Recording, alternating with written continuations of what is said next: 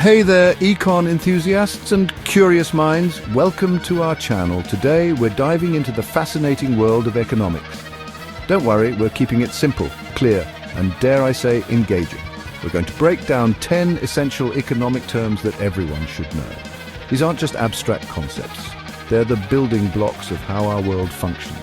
From understanding global trade to navigating your own personal finances, these terms will empower you to make informed decisions and see the bigger picture. So buckle up, grab your thinking caps, and let's get started with Economy 101. First up, we have the economic heavyweight champion, Gross Domestic Product, or GDP. Now, GDP might sound intimidating, but it's really just a measure of a country's economic output.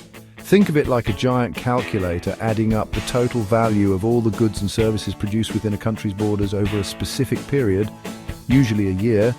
It includes everything from the clothes you're wearing to the smartphone you're using to watch this video. GDP is a pretty big deal because it gives us a snapshot of a country's economic health. A growing GDP generally indicates a strong economy, while a shrinking GDP can signal trouble in paradise. Of course, GDP isn't a perfect measure. It doesn't account for things like income inequality or environmental impact, but it's still a crucial tool for understanding the economic landscape. Next up, we have everyone's favorite economic buzzword, inflation. Inflation is like that friend who always eats the last slice of pizza. It diminishes the value of your money.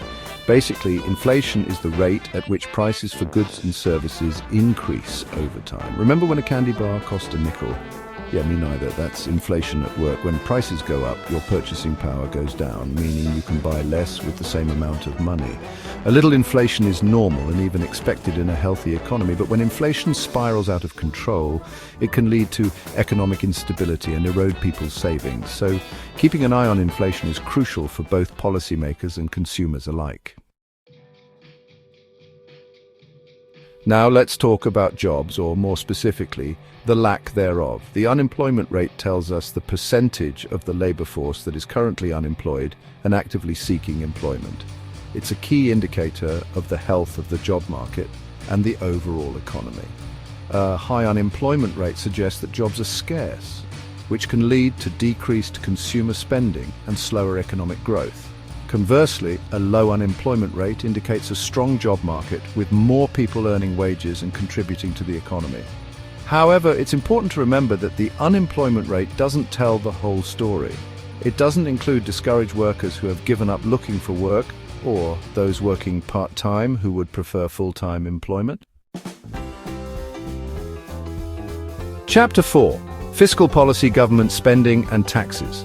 Time to talk about the government's role in the economy with fiscal policy. In a nutshell, fiscal policy refers to the government's use of spending and taxation to influence the economy. Think of it like the government's toolbox for managing economic growth, inflation, and unemployment. When the government wants to stimulate the economy, it might increase spending on things like infrastructure projects or cut taxes to put more money in people's pockets. This is known as expansionary fiscal policy. On the other hand, if the economy is overheating and inflation is a concern, the government might reduce spending or raise taxes to cool things down. This is called contractionary fiscal policy. Like any tool, fiscal policy needs to be used carefully and strategically to achieve the desired economic outcomes. Chapter 5: Monetary Policy, the Central Bank's Balancing Act. Now let's shift gears from the government to the central bank and delve into the world of monetary policy. Monetary policy is how central banks, like the Federal Reserve in the United States, manage the money supply and interest rates to control inflation and promote economic growth.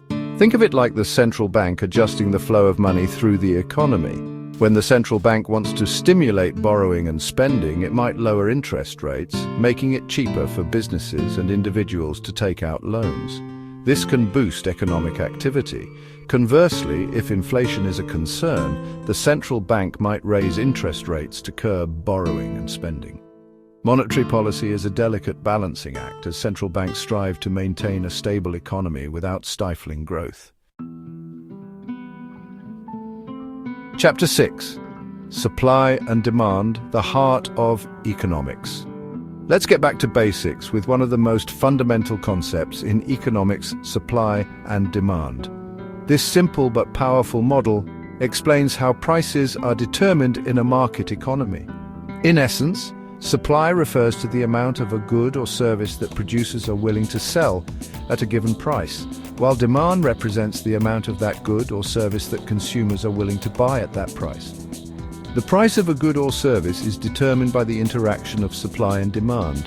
If demand for a product is high but supply is limited, the price tends to rise. Conversely, if supply is abundant but demand is low, the price tends to fall. Supply and demand are constantly interacting, influencing prices and shaping market dynamics. Chapter 7. Recession. When the economy takes a dip, recessions, those two little words, can send shivers down the spines of economists and everyday people alike. But what exactly is a recession? Simply put, it's a significant decline in economic activity that lasts for more than a few months. It's like the economy catching a cold, only much more unpleasant. During a recession, we typically see a drop in GDP, rising unemployment, reduced consumer spending, and a decline in business investment. Recessions can be triggered by a variety of factors such as a financial crisis, a sudden shock to the economy, or a burst asset bubble. Governments and central banks often take steps to try to mitigate the effects of a recession and promote recovery. Let's talk about deficits. No, not the kind of deficits you run when you overspend on shoes or video games. We're talking about government deficits, which occur when a government spends more money than it takes in through revenue, primarily from taxes. Think of it like this: if the government is a household and spending is greater than income, you've got yourself a deficit. Governments can finance deficits by borrowing money, which adds to the national debt. While some level of government debt can be manageable, excessive debt can lead to higher interest payments and crowd out other essential spending priorities. Now, let's venture into the world of international trade and explore the concept of the trade balance. The trade balance, also known as the balance of trade, is simply the difference between a country's exports and imports of goods and services. It's a measure of whether a country is a net exporter or importer. If a country exports more than it imports, it has a trade surplus. On the other hand, if a country imports more than it exports, it has a trade deficit. The trade balance can be influenced by a variety of factors, including exchange rates, trade policies, and the global demand for a country's goods and services. Last but not least, we arrive at exchange rates, the relative value of one currency to another. Think of it like the price of one country's money in terms of another country's money. For example, if the exchange rate between the US dollar and the euro is 1 USD equals 0.90 EUR, it means that 1 US dollar can be exchanged for 0.90 euros. Exchange rates fluctuate constantly based on supply and demand in the foreign exchange market.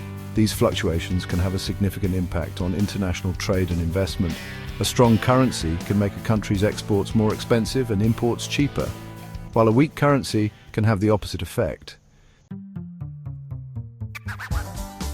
That's it for our whirlwind tour of 10 essential economic terms. We hope you found this crash course helpful and maybe even a little bit fun. Remember, understanding these terms is key to navigating the complexities of the economy and making informed decisions about your own financial well-being. If you found this video helpful, don't forget to like, share, and subscribe for more informative content. Let us know in the comments which economic term you found most interesting, or if there are any other terms you'd like us to cover. See you next time.